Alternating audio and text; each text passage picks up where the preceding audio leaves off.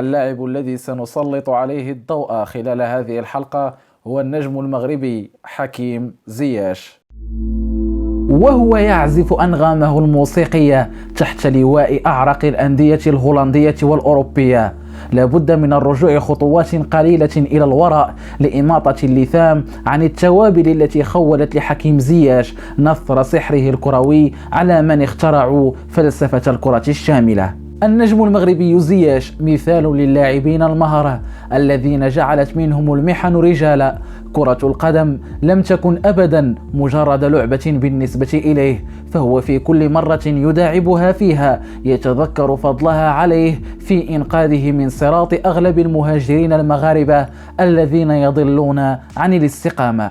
أصول زياش من تافوغالت القريبة من مدينة بركان. ولد بمدينة درونتن الهولندية من أسرة مهاجرة تضم 5 إخوة و3 أخوات.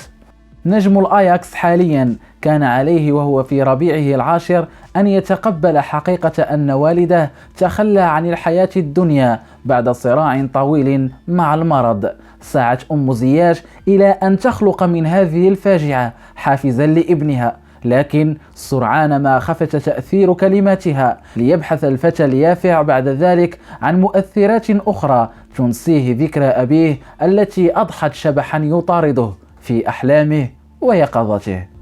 ظن الجميع أن مصير حكيم لن يختلف عن إخوته الكبار الذين كانوا أيضا موهوبين بالفطرة، إلا أنهم كانوا فاشلين في الابتعاد عن السموم التي تقضي على الأحلام الكروية. غير أن أخاه الأكبر فوزي كان في الموعد ووجه خطابا قويا لنجم المغرب حاليا وهو في سن 17، أعاد له رشده وأيقظ حبه لكرة القدم. لحسن حظ زياش أنه وجد بجانبه أناسا ذوي نيات حسنة، فإلى جانب أخيه فوزي كان لعزيز دوفيقار الذي يعتبر أول محترف مغربي بالدوري الهولندي الفضل أيضا في إنقاذ حكيم، حيث انتشله بطريقته الخاصة من عالم المخدرات والرفقة السيئة. تعمد دوفيقار إدخال زياش في فريق للكرة المصغرة لتقليص وقت فراغه، وبات يرافقه في كل مكان حتى استعاد اللاعب المغربي حبه للكرة، فصارت متنفسه الوحيد الذي يترجم فيه أحاسيسه وأفكاره، وهو ما قاده بعد ذلك للنجاح في توقيع أول عقد احترافي له مع هيرنفين سنة 2012. مسيرة زياش بعد ذلك تؤكد أنه فعلا ابن ما عاش، فتألقه مع هيرنفين واختياره الانتقال إلى جفينتي عوض فاينورد يوضح بالملموس شخصية اللاعب، فمعياره لتفضيل جفينتي كان هو حديث المدرب معه وإقناعه بأنه سيكون اللاعبا مميزا في الفريق، فيما حجم اسم فاينورد لم يكن كافيا لإغرائه بالتوقيع له.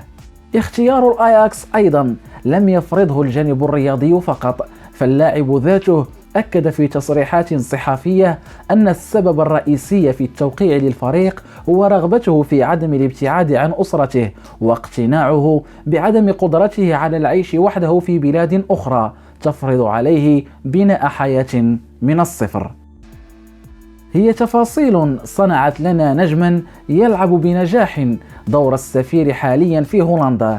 قصته يمكن أن تدون في كتاب يدرس لكل أبناء المهجر المغاربة، وهو الدور الذي يحاول شغله حكيم من خلال انخراطه في أعمال اجتماعية بمدينته الأم درونتن. إذا كانت هذه أول مرة تتعرف فيها على قناتنا سكانير الكرة وأعجبك محتواها، فلا تنسى الضغط على زر الاشتراك وتفعيل الجرس كي يصلك كل جديد القناة.